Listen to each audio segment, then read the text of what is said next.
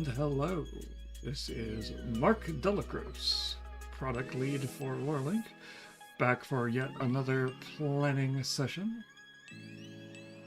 Let me get my face up here. Oh, wait, no. How you can see my face is totally right there if I remove the lens cap from the camera. It's funny how that works. Did all my pre-testing and didn't check to make sure the camera was working. Well, you know. Got everything else up and running though. It's fun. Yes, I am such a burden. In any case, we are here today. Your mod's going up with so much, yes. I mean, you can tell me my camera's not working, but you can't fix that. You can't fix lens cap.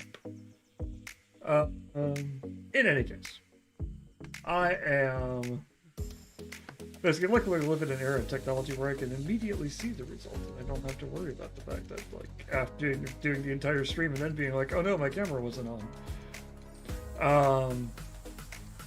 In any case, we are here today to talk about we are back in London to hear basically back on the British Isles, as it were. British Isle. British Isles sounds bad, especially since that gives part of. I mean, there are probably other islands than Ireland around it that Britain lays claims to. In any case, we're back in merry old England. This time to talk about a different take on magic in merry old England, and that is Rivers of London, which are based on the novels by Ben Aronovich. They are that genre known as urban fantasy. Much like last week, we were here talking basically about last week. Much like the previous few weeks, have been talking about the basically World of Darkness and those games which operate in that basically that urban fantasy mindset, which is generally summed up as magic and fantasy is real, but it is hiding from the public for X reason. Usually that reason is the public basically can't handle the truth, as it were. It's usually variations on that, like either basically the general public would riot, that basically if they discovered it was magic, there would be basically panic. Basically, if it's discovered there was magic, there would be retribution against the magic users if there was magic to be known. This one, basically, Rivers of London tends to just doesn't necessarily go with the magic is deeply dark, deeply classified, as much as it goes with magic just really had been part of society for a while. It used to be a much bigger part. Basically, it plays off of the World War II, big magical battle. Lots of things. Basically, you had both sides using magic, etc., etc. Tried to adjust that. Both sides were using magic, but of course, horrible things happened. World War II was a bad time, and because of that, the magic seemed to have left the world.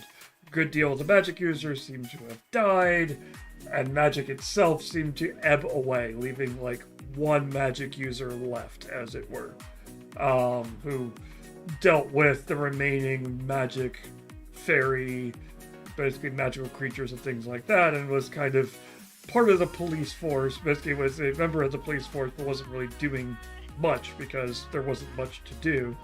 And suddenly magic starts to tick back up again, more magical events start happening, basically spellcasters start to return, and of course with the return of spellcasters, you get the return of magical crime, and therefore the police need more help, and of course that means your perspective character gets sucked into this society,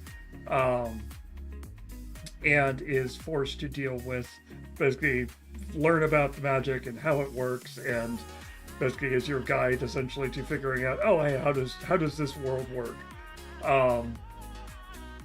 And so the RPG, the TTRPG, basically kind of takes this is produced by Chaosium, and so it uses, at its core, it uses the basic role-playing system at its core that Chaosium basically has as its core for several of its games. Basically, a modified version of it powers called Cthulhu. So it's probably better to say it was partly kind of pulled out of Call of Cthulhu and made into its own, basically its own separate thing. So it is the idea of the fact, basically the basic tenets of the basic RPG system are that you will, basically your skills are on a scale from 0 to 100. You're going to roll, basically your skills and the attributes and abilities are going to be on the scale from 0 to 100. You're going to roll 2d10s, d100s, and try to roll under that number. 1 being the best, 100, 2 zeros being the worst. And basically that is the basis of most of the basis of your system is right there. It's okay, there you go. You'll have skills, you'll have different stat levels in there, and you'll play from there. You will, and so most of the gameplay, it has an extensive skill system set up. Without all of that, basically without a lot of preamble, there isn't a lot of, you're not adding stuff together. It's mostly just, hey, I want to do something athletics. Okay, roll your athletics score. Did you get under it? Yes. Cool. Moving on.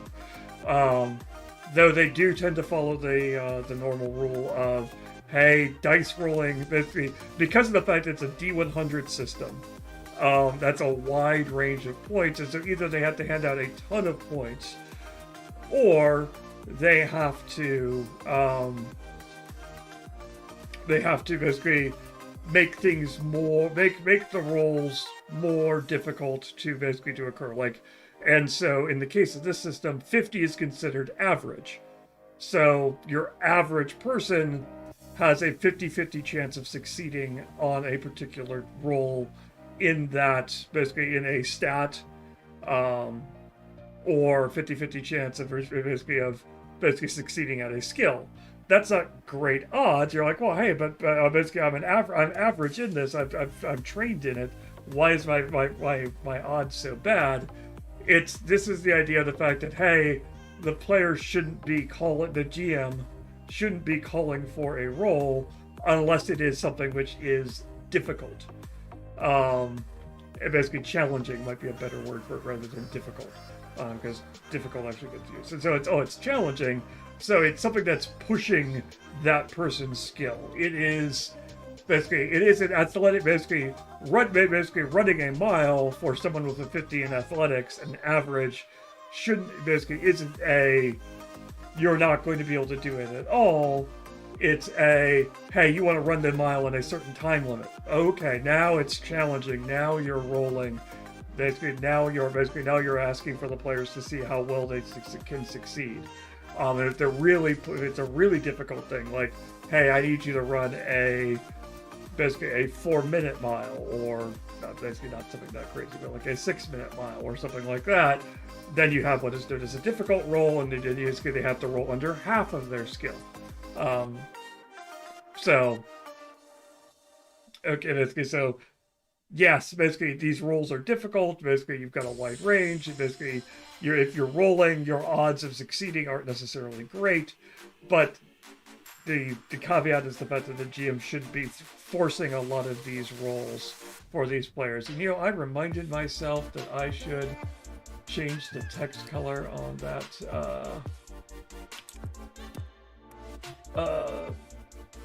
that text box, and then I completely forgot to actually do it. I think the reason why is because of the fact that I did it with basically I had it set up. People must read my thoughts on your screen. Oh yes, all caps makes it better. the reason why I forgot it is because I had the reminder set up for prior to the next stream, which was the Hunter stream. And the Hunter stream doesn't have a text box on it, and so I didn't see it. And so thus I had basically that's I got absolutely no basically the reminder didn't actually click and force me to do it, and so I didn't actually do it. My bad. So in any case, I'll keep talking while I'm fixing that. So basically that's the basic system. It's straightforward. You have stats and skills, and whatever basically Call of Cthulhu does something similar. It is a very good, very solid system for a basically kind of a modern skill-based, basically investigative system, because it's the idea of the fact that in an investigative system, you're going to want to have a large amount of kind of options available to players in terms of, hey, I want, there we go, that is now fixed. Your thoughts are now gone, Tony. The people can no longer see your previous thoughts, but it's been updated, so your new thoughts will be visible. In any case, because of the fact that there's a lot of knowledge that you can kind of encompass in a modern setting, that you're like, oh, this character is good at physics, this character is good at all these languages, these character is good at basically architecture, or there you go. And basically, your mods can help us so much. Technically, you could have helped with that one, but I don't know if you actually know where Streamlabs are. There we're caught. Yes, there we go.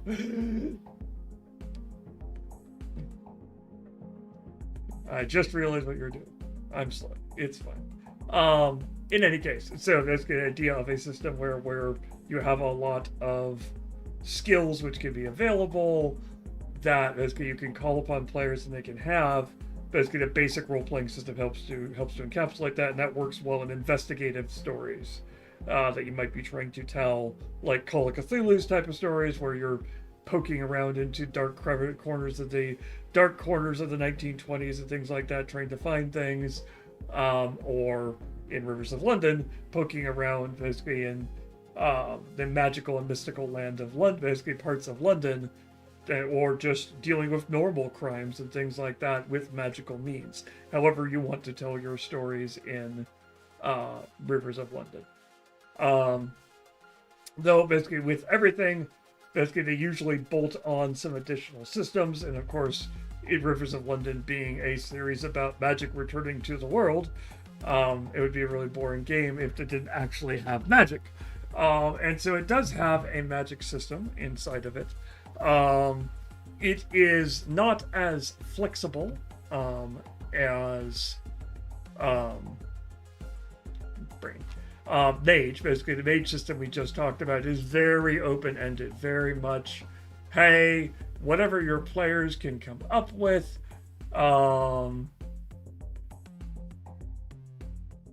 basically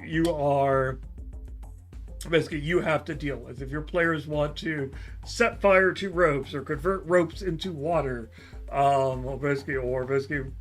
into air, or your players are going to mess with people's minds, or pull stuff out of the ground, or tunnel through rock and things like that. You have to be prepared for all of that when you're running a mage game. But in Rivers of London, basically, it's a much more formalized spellcasting system, because in the books, the magic system was invented by Isaac Newton. And so, of course, it's a very scientific approach to magic, and therefore there are formulae and rules, and very much things are compartmentalized, and they're very strict. Basically, you are casting an X, therefore in order to do X, you have to be able to cast X, you have to know X components of it in order to do it. it can get a little complicated. It's maybe a little overwhelming. For example, your players may blanch a little when you're like, okay, you want to know about the magic system in this game. Let's see if I can't pull up that, what are the examples that... So, okay, well, here's your initial spell list. And then you get, here's a flow chart for one of your spells. Basically, here's a flow chart for another one of your spells, and indicating what basically different orders are, and things like that. And so, luckily, the system, basically the magic casting system itself in game, isn't as complicated as this. It's closer to, let's see here. So basically, it's a little bit closer to kind of basically a sorcerer style of gameplay in terms of your character has a certain number of magic points that basically are based on a combination of your magic stat and the number of spells that you have, and then basically spells of different orders, which essentially somewhat translates to levels. If you're wanting to pull this into a strictly D&D setting, it basically costs more magic points to cast. If you're wanting to expand on it, you can add more magic points, etc., etc. And so from that standpoint, it's relatively straightforward. Oh, I'm going to cast a second order spell that costs 2 magic points for me to cast. Cool. I have 5 magic points. Now I have 3 magic points, and so I can cast another third level. If I know a third order, I can cast a third order, or if I don't, I can cast another second order and a first. Straightforward from that standpoint. Basically, again, because it's the basic RPG system, a lot of basically handling how spells are cast, again, is going to be a D100 roll. You're looking for successes and things like that in terms of, oh, hey, cool. Basically, if it's difficult, basically, then you're having to roll half your magic stat. If it is, if it's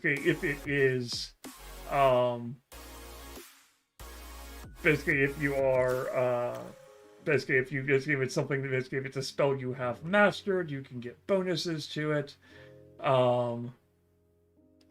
And so basically the system does have rules in place for, oh, hey, I want to a bonus die can give you an additional, where is that?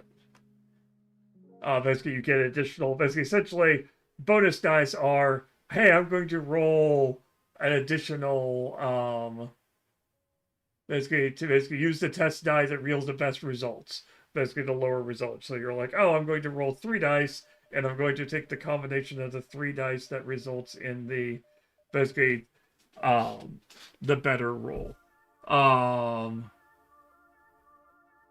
you're replacing the, you're rolling an additional 10s percentile. That's the important bit. So if you roll 3 dice and you roll a 5 and a 6, it's basically and a 3, you either can have 53 or 63. Obviously, you're going to take the 53 as lower is better in this system. You can spend luck, which is essentially, I have talked about before that most systems have a mechanic which essentially is hey, the dice suck, and so we don't want you to feel bad when you roll badly because the dice have decided to go against you. Therefore, we have a system. This is luck where you can use luck to essentially add or remove points in order to alter a roll. So if you rolled a 53 and you needed a 50 or 49, or basically you needed 50 or below, you could spend 4 luck points and alter the roll so that now you're actually in range and you succeeded. So basically there's luck, and there's also the additional mechanic of you can push basically pushes the idea, the fact that we talked about a little bit about push. Sorry, there's something in my sock. It's driving me crazy. You can push as a mechanic in, I believe it was Dragonbane, I think, had push as well.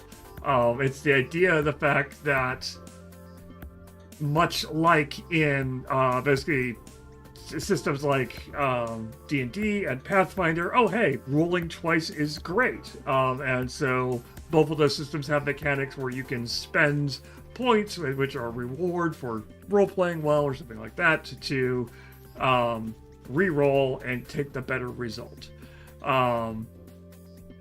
That's basically, and so they just make it a, oh hey, you've been doing well, here's some things, basically here's some points, and it makes things a little bit easier because rolling twice is a significant advantage. However, basically games like Dragonbane and Rivers of London, which is in the basic RPG's range of systems, Call of Cthulhu more. Definitely more in the case of Call of Cthulhu, probably less in the case of Rivers of London. But it's the idea, basically, they're like, okay, if you want, you can roll again, and you can do it at basically almost any point it makes sense. You can push through the failure and succeed. And then basically you can roll again, but the downside is if you push your luck and basically go ahead and decide to basically roll again, you're going to end up you're going to suffer severe consequences for doing so.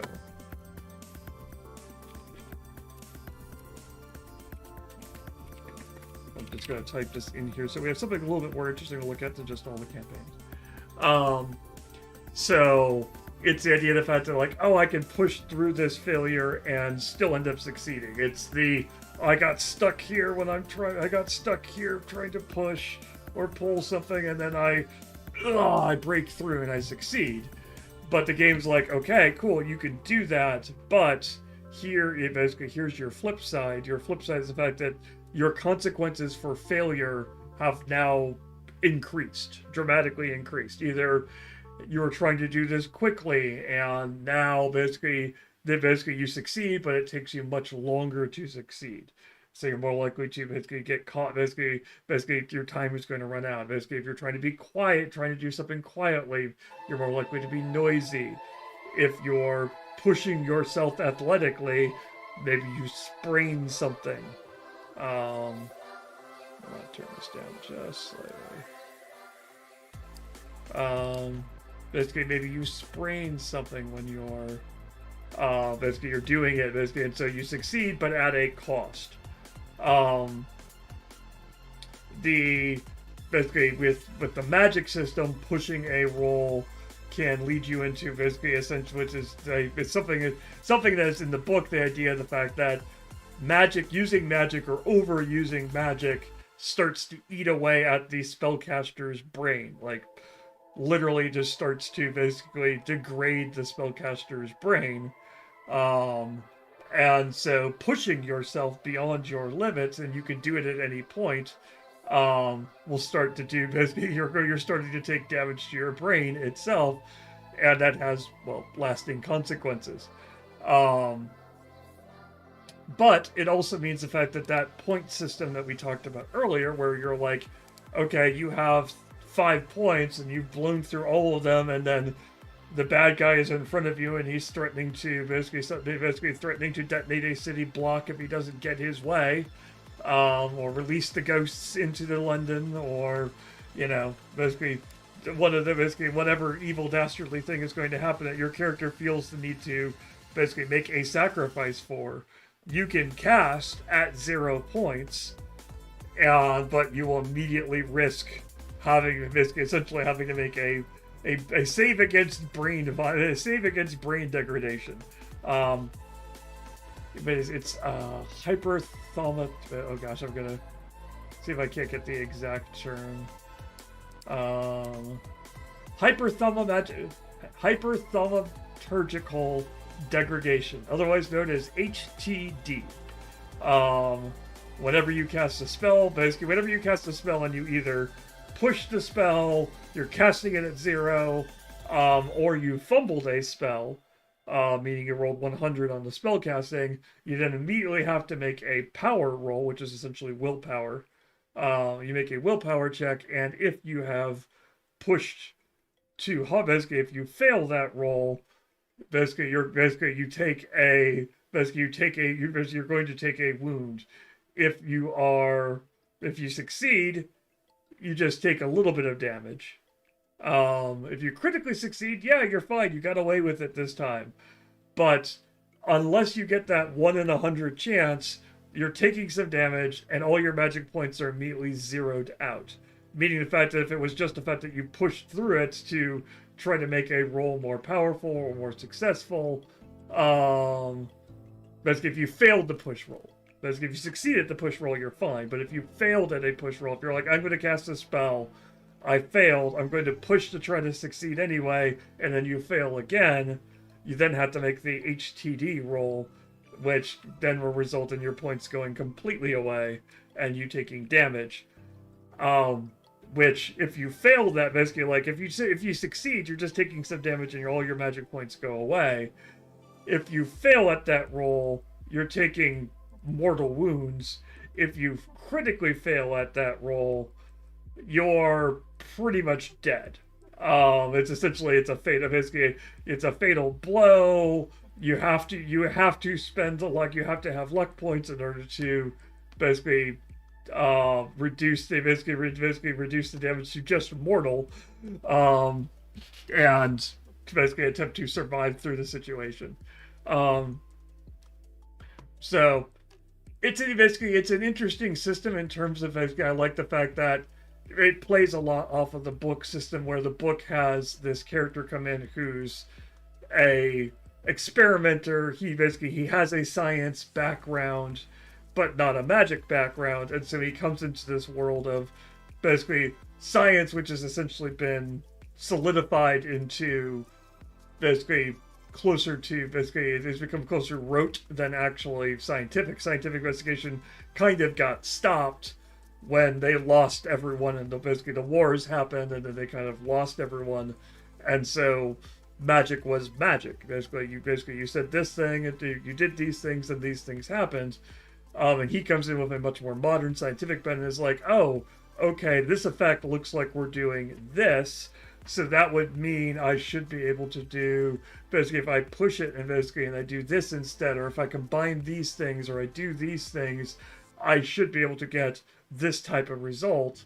And because he doesn't have anyone around to tell him, no, that's not the way we do magic, he invents new stuff, figures out things, starts to take apart things and basically break things down.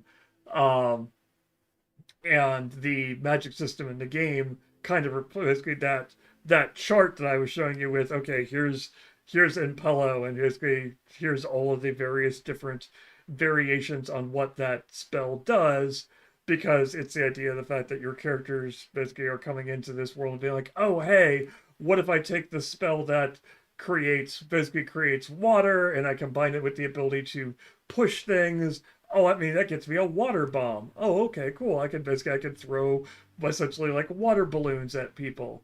Okay, what if I combine that with putting something in the water and things like that? Okay, now I can do this, or freeze the water. Basically, if I pull heat out, if I manipulate heat, can I do that? Can I shape it? And so you end up with a little bit, you're edging closer to that, that system of magic that's in Mage the Ascension, in terms of, oh, hey, I have the ability to use forces, I have the ability to basically use correspondence, so I can manipulate these forces at a distance, and so I can set up all these cool chain reactions and things like that. But it's a lot more codified in terms of, hey, these effects take up this many magic points. So if you want to build up to this, you're going to take 1, 2, 4, put these points of magics together, and then, okay, now you've got your spell, and it costs you 5 magic points. And now you're good to go.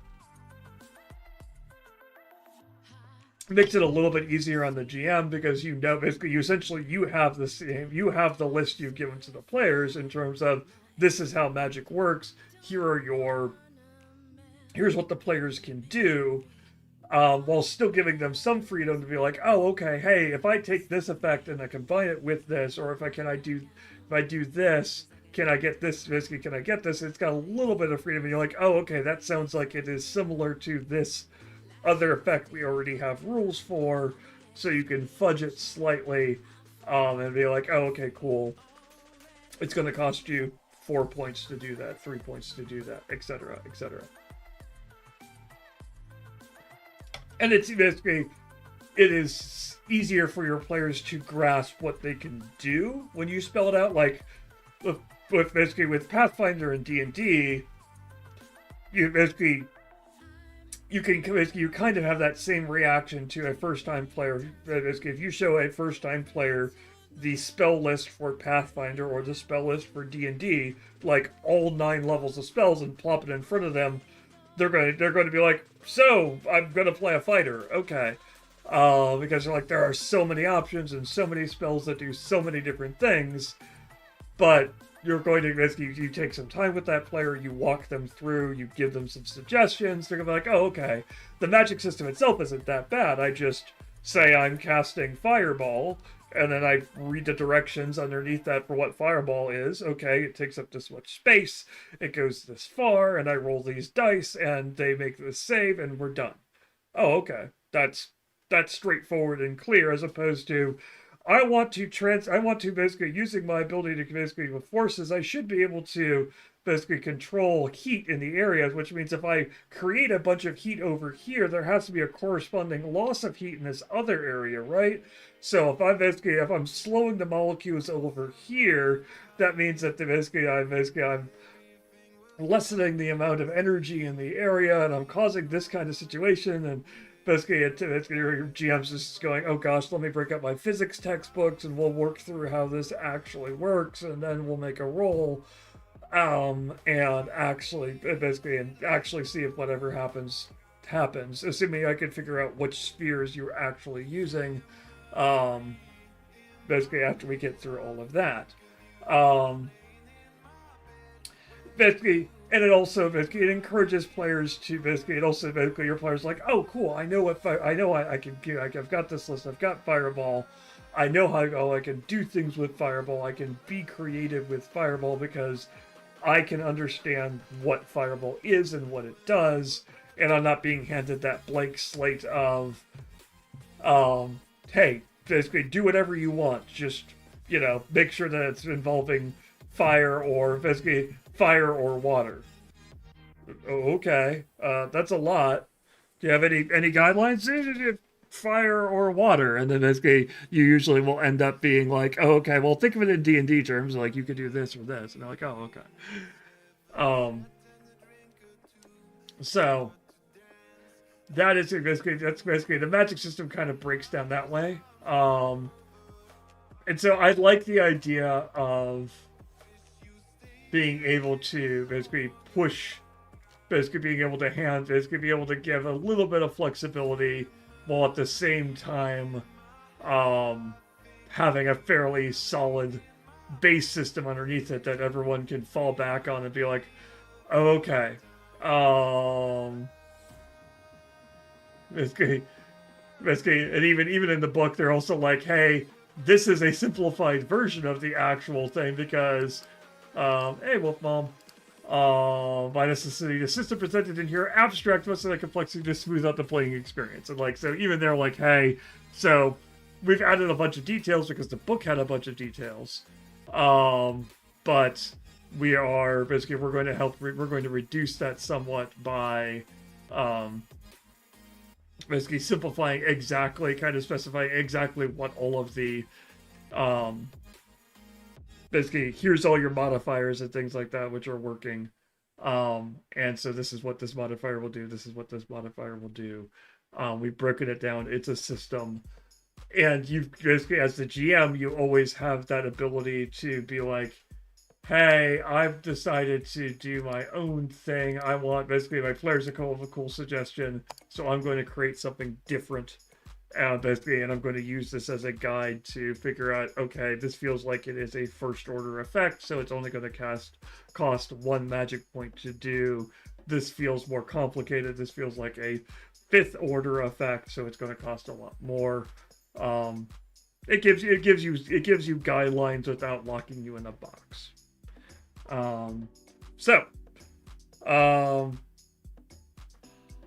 In terms of to actually talk about lore link and things like that, I kind of posited something you could see in the title of this stream, which is a lot of the time when you're dealing with basically, it happens basically, it almost happens in any campaign because of the fact that the idea of a chase scene is kind of popular throughout action movies. If you're like, basically this book even talks about a little that essentially in action movies there are kind of almost two types of big action scenes.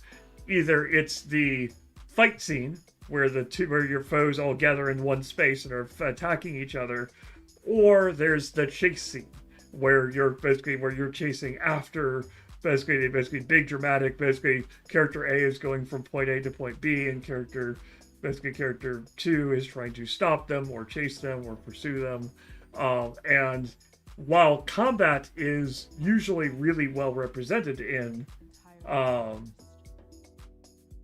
RPGs and TTRPGs and things like that, chase scenes tend to be a little bit more difficult to represent, and they've kind of come in basically. You've kind of reached the point. Basically, game systems now are more starting to include chase rules and things like that, as they start to realize, oh, hey, we should cover this idea as well. And so the idea of the chase, when you break it down, basically the chasing, to break it down, is either basically party A is pursuing party B. Basically, your players could be either party. Your players could be the ones chasing. Your players could be the ones being chased. Both of those are true, and so you need a system that basically represents. Okay, I want skill checks or something that is happening on both parties' parts that's going to help me represent this distance between them and it growing or shrinking. And the second part of that, you're going to take it. Chase scenes are interesting in movies because a lot of the times they represent ever-changing situations where the character is forced to the characters are forced to use different skills through different areas in order to continue to succeed, or defeat an obstacle or something like that. It's basically like if you think about if you're thinking about a chase scene in something like Bourne Identity or James Bond or one of those, basically if you're going with more modern, you're looking at you're going with, okay, there's a straight foot chase where they're running from it starts off with them, character A starts running, character B runs after them. Okay, that's fairly straightforward. But then they'd be like, oh, I have to deal with this crowded marketplace, so I'm pushing through people, dealing with stalls and things like that. Then you run into a parade where you're like, oh no, there's a parade going across the street and I have to deal with this different type of crowd. Or maybe you're like, oh, I want to change from going through the streets to going through the rooftops. So now you've got you have to get you're having a change. Basically, they're forcing a change of location in terms of they're using some kind of skill to force this change. And then you go from, now I have to deal with obstacles on the roof. Basically, maybe it's a clothesline covering up clothes. Maybe it is gaps between buildings, which basically now failures can not only allow the other character to catch up, they might also cause damage to the player or otherwise otherwise cause problems. And so you're dealing with so you're having to deal with all of that. For a good chase scene gives you the opportunity to kind of flex some things that aren't just, hey, player A, what are you doing? Okay, I'm hitting the bad guy. Cool. The bad guy hits you back. You repeat that until one of the two of them falls over. Now you can force your players to have to deal with, basically to think a little bit more outside of the box, because it isn't just the bad guys right in front of you. Oh, cool, I'm going to use my cantrip, which hurts them, and I'm going to throw a spell at them. Okay, they eventually will die. Now it's the, hey, you're in a crowded marketplace. What are you doing? Hey, you're basically the bridges out, and you're at a rushing river. How do you want to get across it to evade the search party, which is catching up to you behind you? Chase scenes also, basically, you can also vary the scopes on chase scenes wildly. Chase scenes can just be through a crowded office, basically through an office farm full of cubicles. It could just be as simple as that, where the end of the chase is, I go out the window. Or it could be something as wide-ranging as, like we talked about, basically you're being pursued by a search party, or basically through the mountains. That's a much bigger chase scene, but it all mechanically kind of boils down to the same thing. And if you're going to basically what I like with Lore Link is the fact that there's a couple of different ways you can kind of plan this out, but Lore Link is going to help you organize this, because the trick with chase scenes is that organization.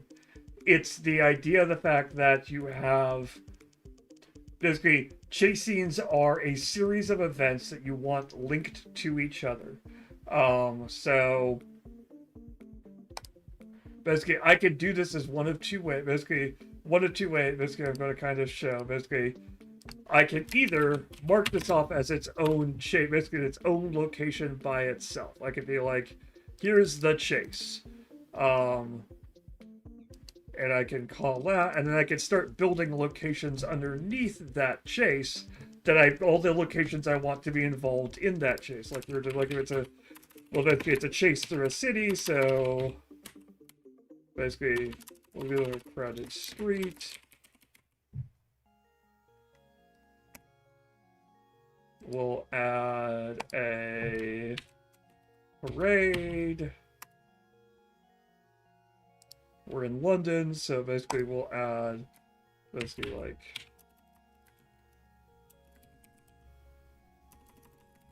London Bridge. Basically, construction area.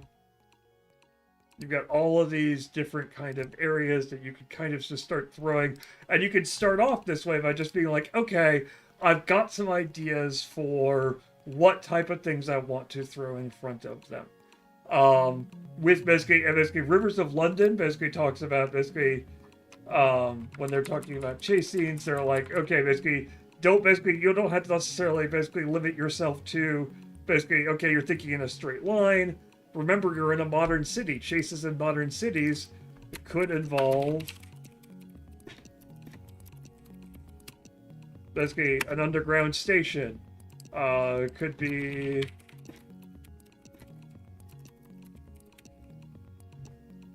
like, okay, so your players your players are trying to get away, or they're chasing somebody who goes into an underground station, and then that person jumps onto a train.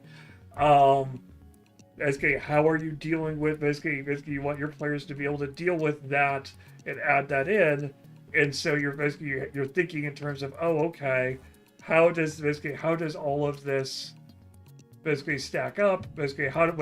What type of different situations do I want to put into it? Rivers of London,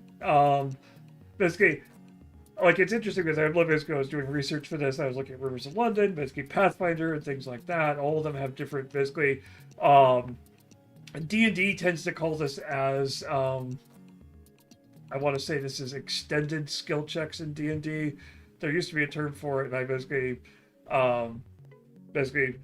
Pathfinder actually just calls it a chase. Pathfinder just has a rules section for chases. And one of the things that they talk about is the idea of the fact that and what I like is the fact that you should use chases to challenge your players, let your players shine in ways that maybe they normally couldn't. So maybe you have a player who's like, oh, I'm not really great at combat, but I've got a good athletics, I've got a good acrobatic skill. I've basically good architecture skill. Something like architecture, which 90% of the time, basically architecture and action scenes doesn't go together. But you're like, hey, cool, you know, basically you're familiar with basically basic architectures, you know where exits and entrances to a building should be. Therefore, I will let you, basically, if you're going through a building, basically you're running through, like, you run into basically a library or basically something like that. Okay, you're familiar with where the exits and entrances are. You can get it, basically you can catch up on this round if you succeed on a skill check for basically architecture to be able to figure out, right, the emergency exits of this building have to be located in these particular areas in order to be compliant. So I can get out of this building, basically, if I know which way they're going, I can catch up to them faster by cutting through the, basically cutting a corner, going downstairs, basically, I can get out of this building faster possibly than the people, either the people who are chasing me or the people I'm chasing, by using that knowledge. And you can keep throwing, you can have basically you don't have to just have it be, oh hey, this is an action scene, so your physical characters are going to win. Cool. It's like, hey, allow your non-physically based characters, your more mental or even your more charismatic characters, to be able to take advantage of their skills to take part in an action situation.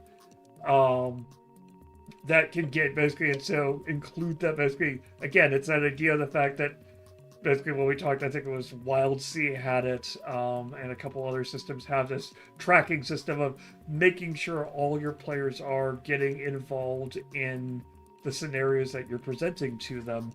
And so basically when you're looking at these, you're like, crowded street, cool. Basically, you're giving a description for, basically, you turn basically, and basically,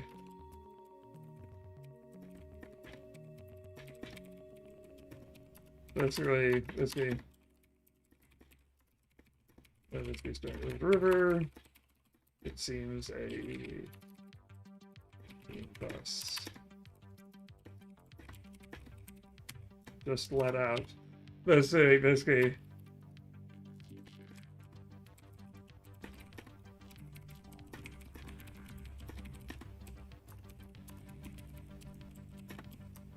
Cell phones.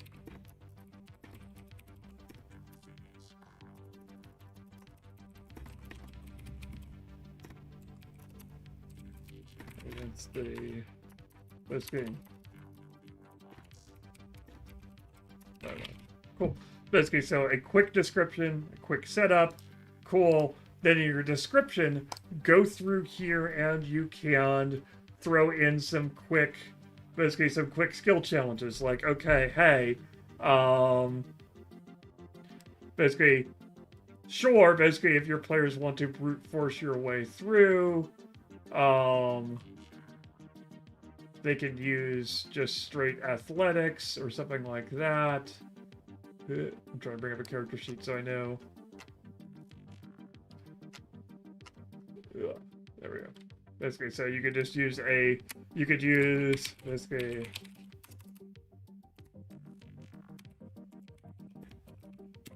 athletic check. Standard to force your way through the crowd.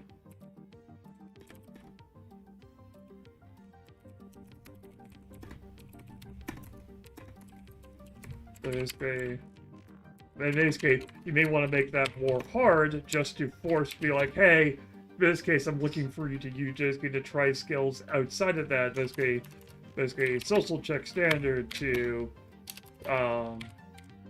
basically,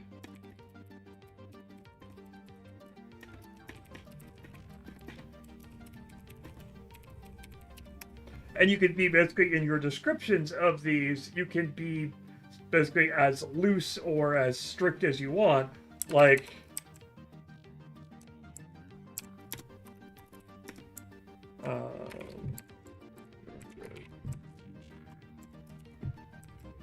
let's change the word. That sounds a little easy to read.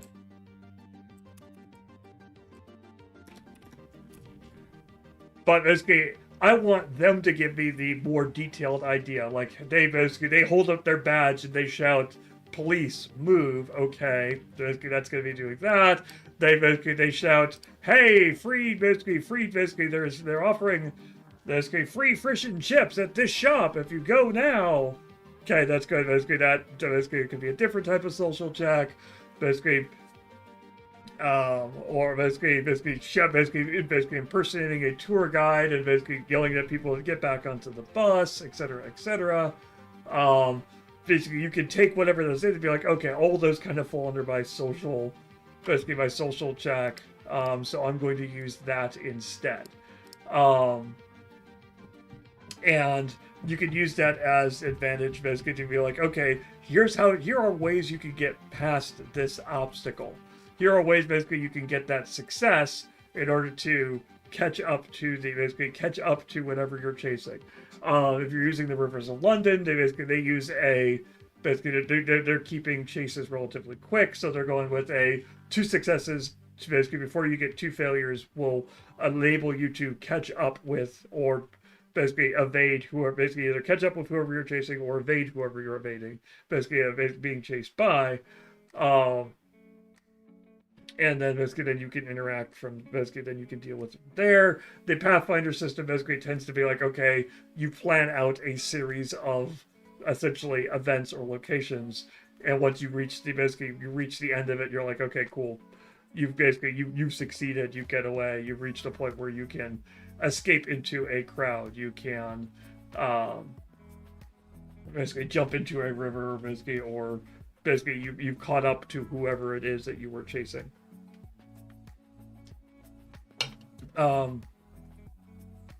So it's a good idea to have some of these checks kind of in mind. It's good to make sure that you're not locking them out.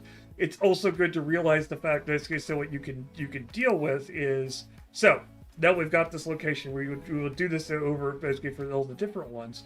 With Lorelink, you've got 2 different options here on how you can how you want to associate these.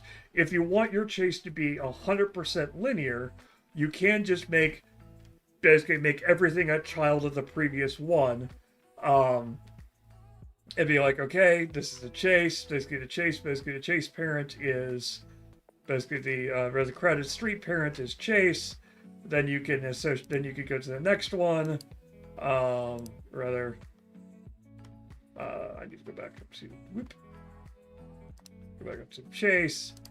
Rather than have everything under Chase, I could instead say Parade is now a child of Crowded Street, and save that, and so it goes down. Basically, it's a straight line down associated wise, and that means the fact when I come back up to this locations hierarchy, it's a straight line. Chase, then Crowded Street, then Parade, and I can see it right here what my straight line is, and I just go to the next child. If I need to go backwards, I just go to the parent.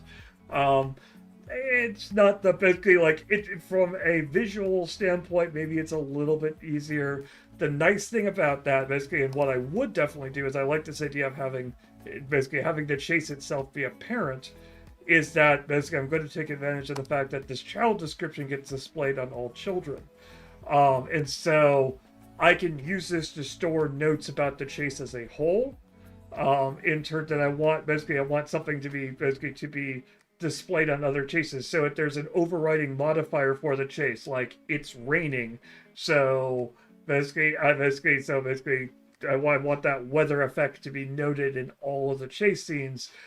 Cool. Basically, I got that. Basically, it's snowing. It's cold out. It's the players are attempting to if the players make too much noise during this chase scene, this happens. If they draw too much attention, this happens. If I want an overriding effect, that's what this child description is good for.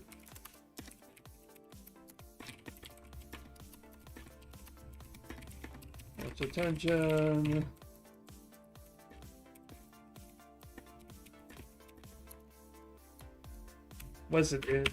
Is it star 99? I think it's star 99 in London. I always forget. Let's trying to remember what the emergency number is. But basically we'll call it 999.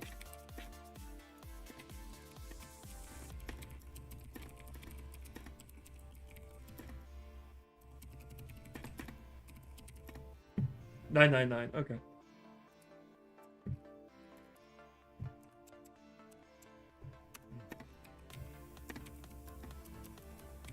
Basically.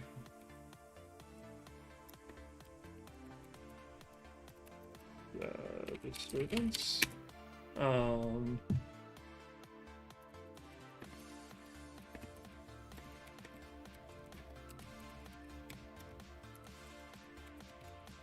The combination's a subtle joke and Hot Fuzz. The combination to their evidence locker is 999.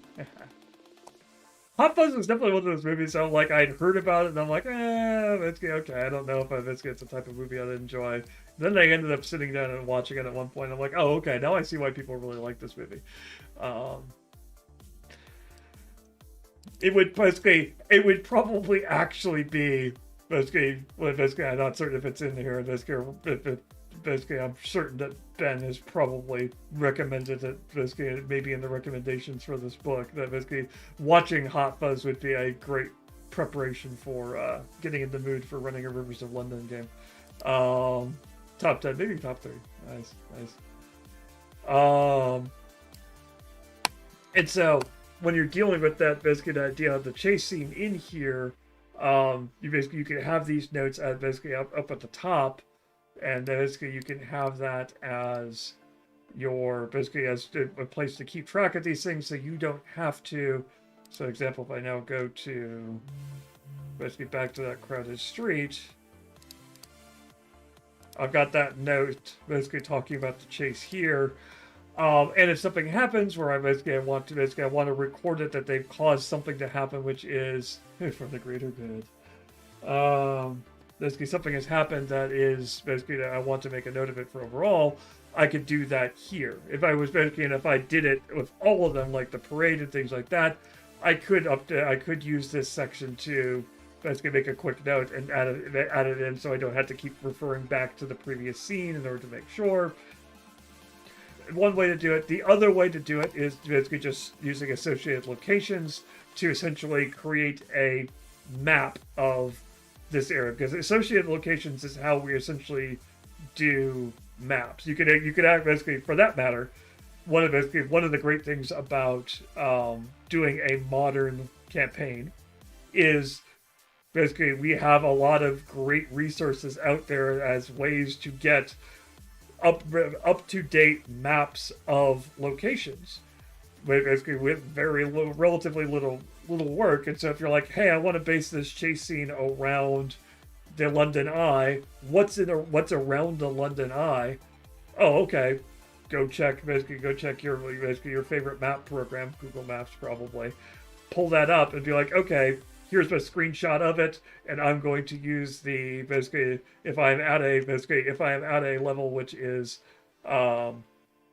basically in my brain is basically if I'm at a level which is higher than basically the free tier in Lorelink, when you add a map to it, you can then start adding pins to the map.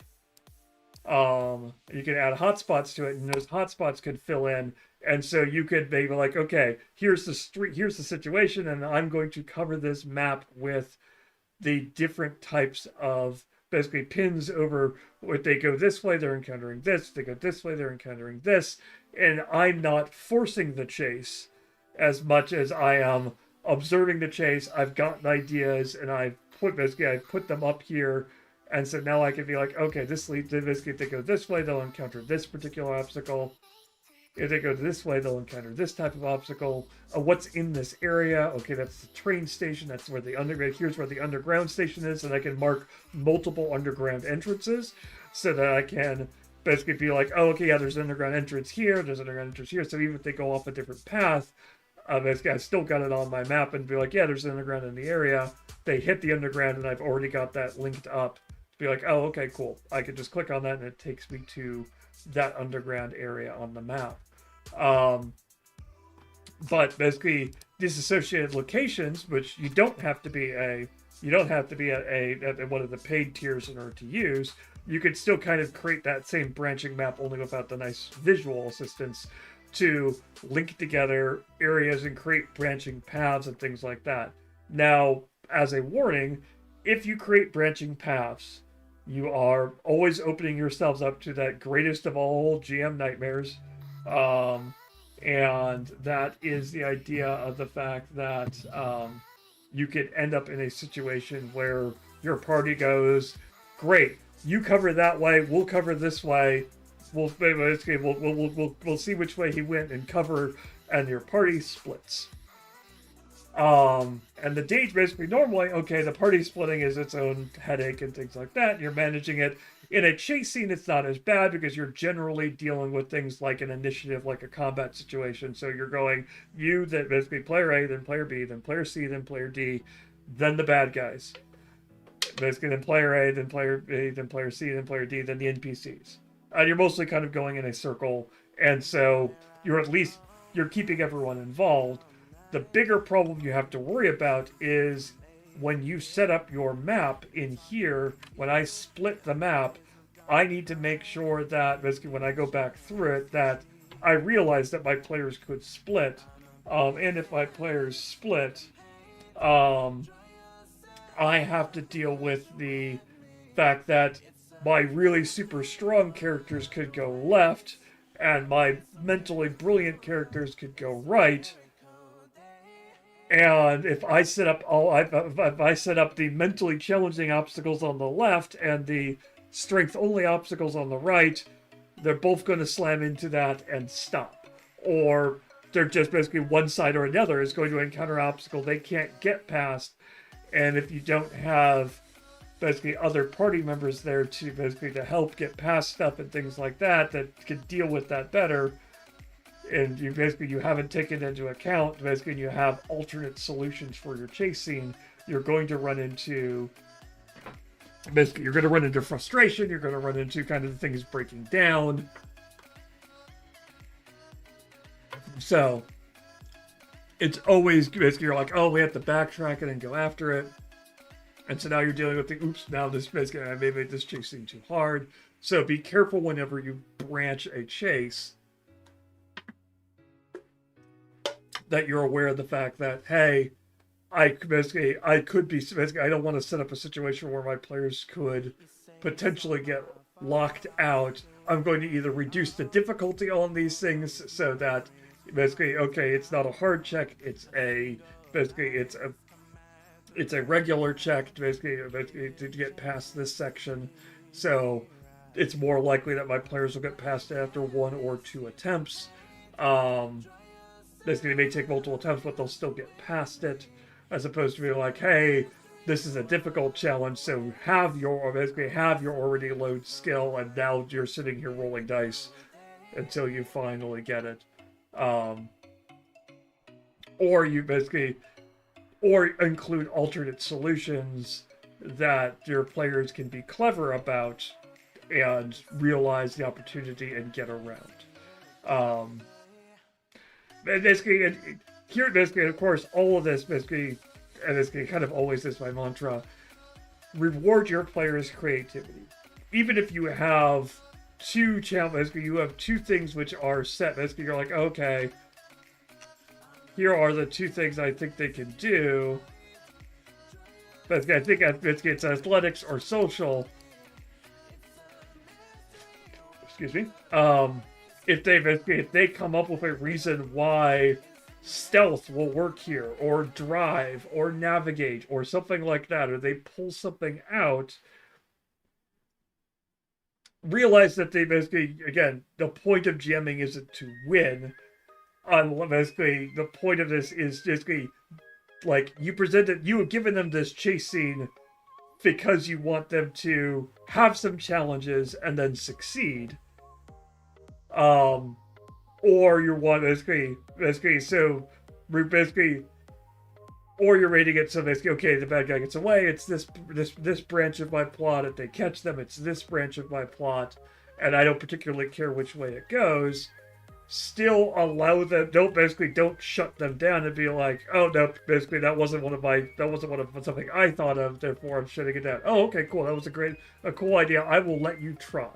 I will let you I will give you, and if it's absolutely ridiculous, like they're like, I want to use my ability to use my artistry skill to quickly set up a basically to set up a brain is just lost the word caricature booth and be able to basically distract people, and basically by using my art skill I'm going to paint a tunnel on a nearby wall and basically be able to trick people into going into the wall. Okay, Wile E. Coyote, that's not exactly going to work here. But if it is something a little bit more creative, where they're like, hey guys, I'm going to create a distraction to let you guys keep going. Basically, I'm going to start doing like a chalk drawing on the ground, which is going to cause people to gather around me, which will open up a path for you guys to get through. So I'm going to be stuck here for a bit doing this art installation type thing, but that gives you a chance to basically, I'm giving my fellow players a chance to get ahead. Cool. Reward that. Allow that to happen. Be flexible. Let your players' creativity shine through. The reason why you're playing a TTRPG and not a video game is the idea of the fact that you want to have this collaborative storytelling element where it isn't just you telling the story that you've written down. It is you providing a framework for your players to fill in that story, to take the story in unexpected directions, to be able to push you forward, and basically give you challenges and change your story and become more interesting, basically add more interesting things to it. And then you can take advantage of that and bring it back. Like, oh hey, okay, so you've created this interesting opportunity with this artist thing. Now there's a chance that I could bring this back later and have you be recognized when you're out in public later. If your party members need to get past something later, the guard is somebody who is on vacation in the area and is like the bouncer at a club that you're trying to get into. It's like, oh, you're that really cool artist I saw. Basically, that was awesome. Basically, yeah, you guys are cool. Basically, well, you basically go ahead and come on in. Basically, I'd love to have basically, I'll do you a favor because that was so cool. I think you're a cool person. Or you helped save us basically when you were capturing. Basically, I saw you chasing that person. Oh, okay, cool. Create memorable moments for this chase scene. Make these action scenes interesting and make them have impact longer term in your story, so that your players feel like they're part of a living world, part of basically they're not just playing a video game where the NPCs walk back and forth and say, basically, I like swords. They're actually people who will basically could have emotions and feelings and connections and can come back later, and coincidences. Yes, basically it's a bizarre coincidence that this person would show up later, but you're writing a story. Bizarre coincidences happen all the time because that's what makes interesting writing.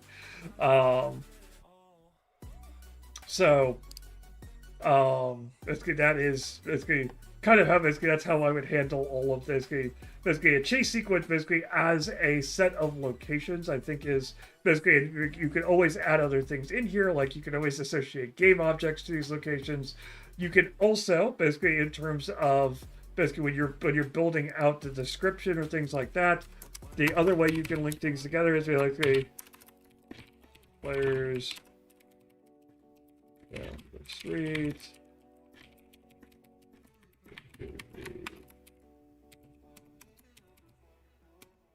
You can add basically using our basically in-text linking system. You could be like, oh, they basically, if you can see down the street, you link right into the parade. Also,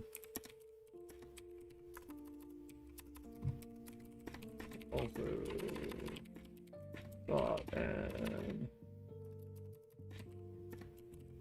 yeah, and a Payless shoes in Indianapolis. Yeah. It's a small world. It's not just a ride at Disney.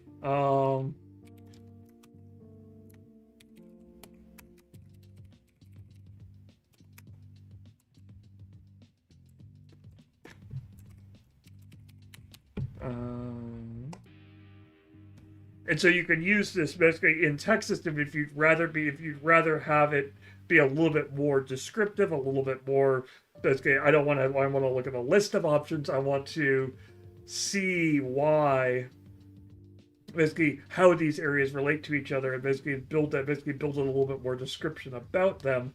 I can use the in-text hyperlinking system to be able to build in those links and be like, hey, okay, basically here's a description of why going that way will run you into this. You can also spot an entrance for an underground station.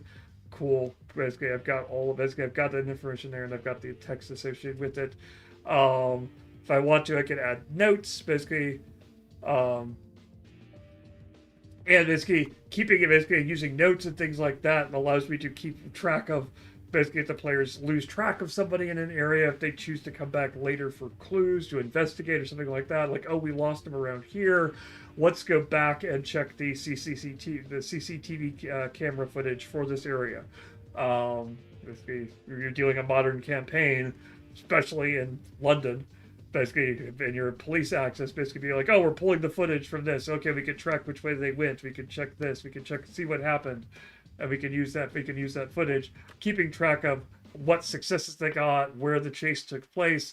Basically, recording it like this means the fact that you can come back to it later and be able to quickly and easily figure out exactly,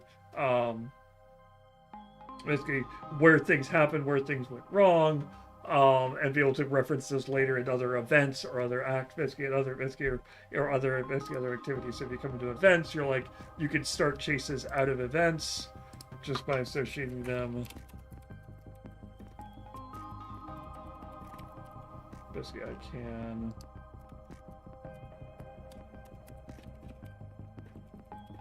Run.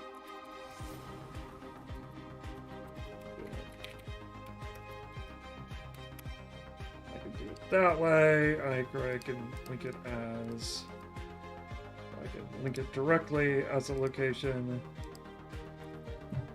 using that. Music just got a bit louder.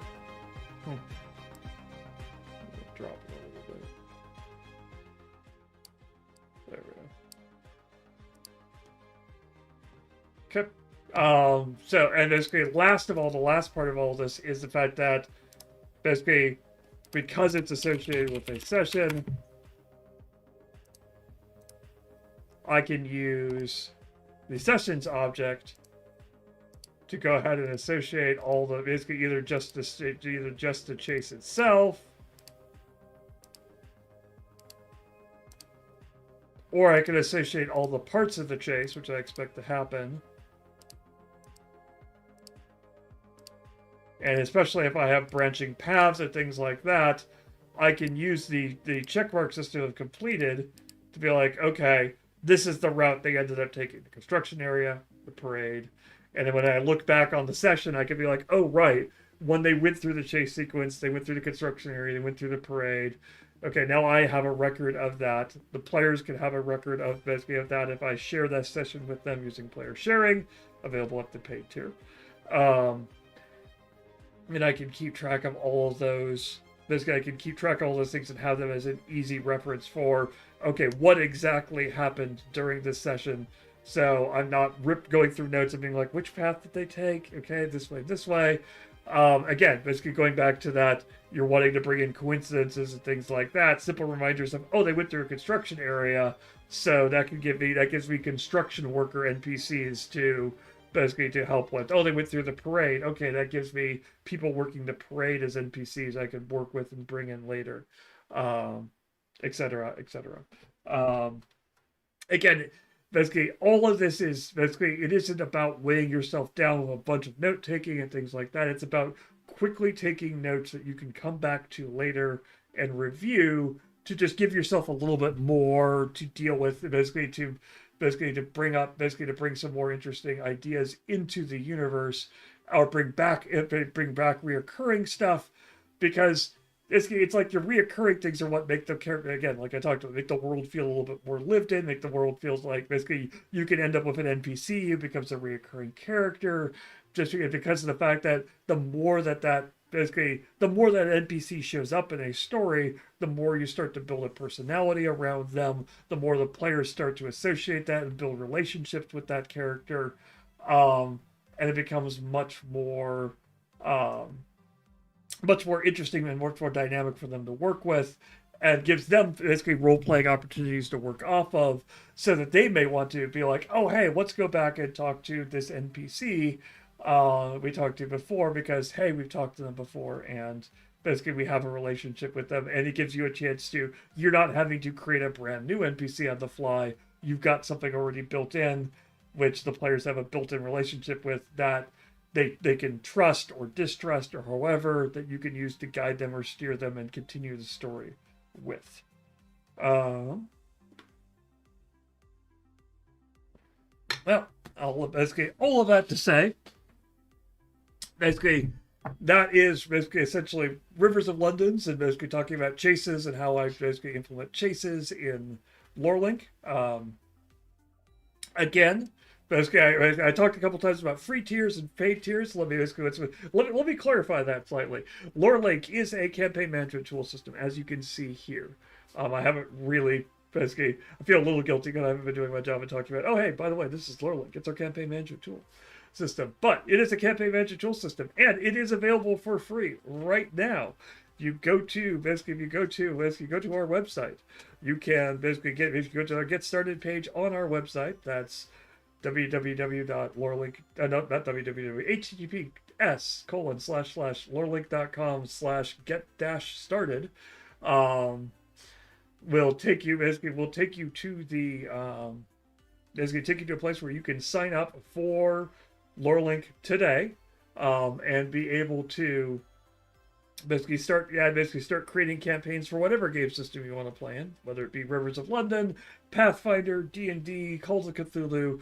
All of those game systems basically can be built into LoreLink without any problems. We are a system agnostic system.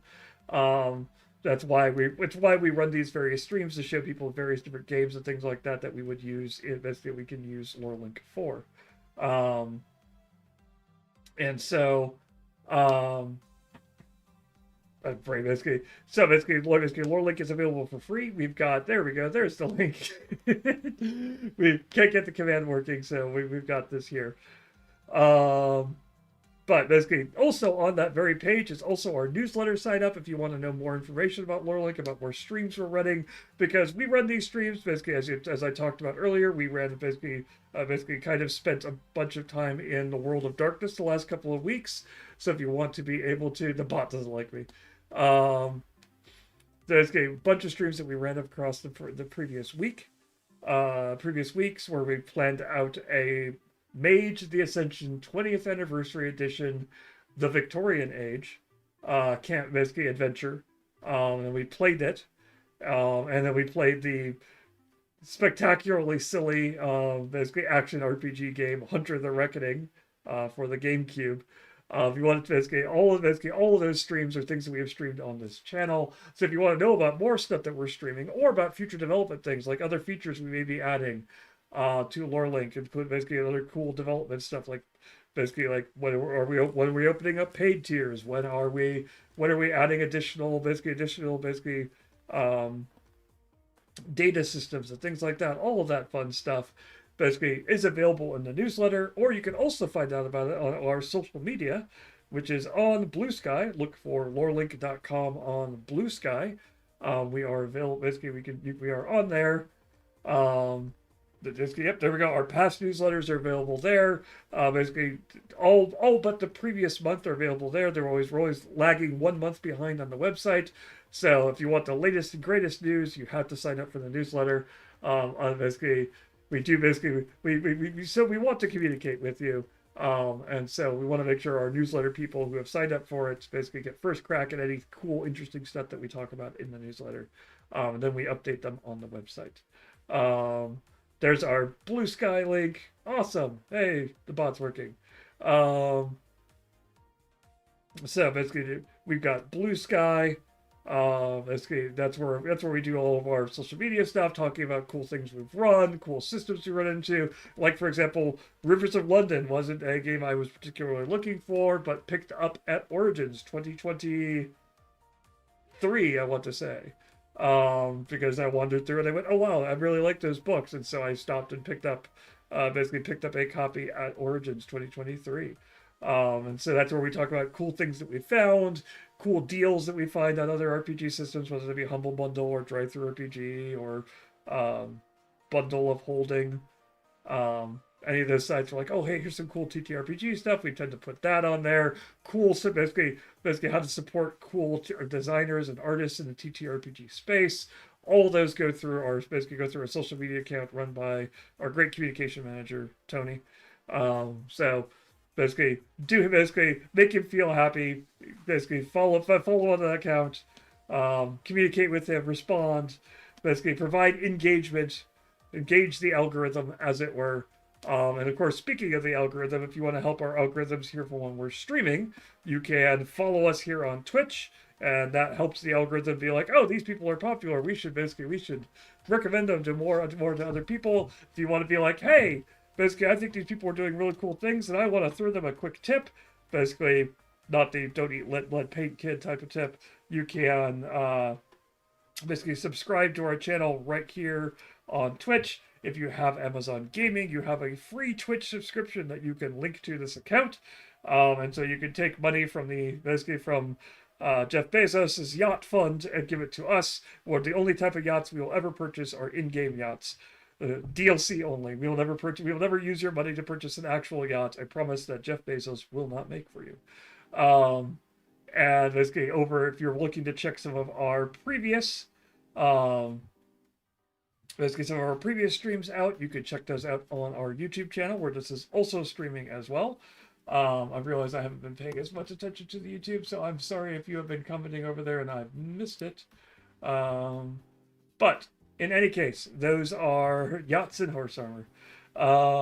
So those are basically, on those channels, of course, you want to engage the algorithm there, commenting basically about other RPG systems you'd like to see us do is a great way of basically engaging with us, in a way of leaving a cool comment. Liking the video is always and subscribing to the channel is also always appreciated. So I think basically we will be back next week with some kind of stream. I've just realized that we haven't sat down and planned out February yet.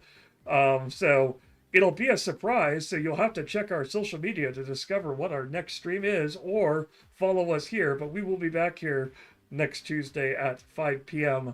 to basically stream something else, probably planning something else. We'll find I will go through my collection of games and see what seems interesting and what I want to talk about in terms of planning here in the year 2025. So basically February schedule on Blue Sky by Thursday. Yep, we will get that planned and we will have that out there. So follow us on Blue Sky and you'll be the first to know when that schedule goes up. All right. Well, thank you so much for watching, for chatting, and otherwise being here, whether you're watching this live or later on the YouTube VOD. Thank you so much, and we will catch you all later. Bye.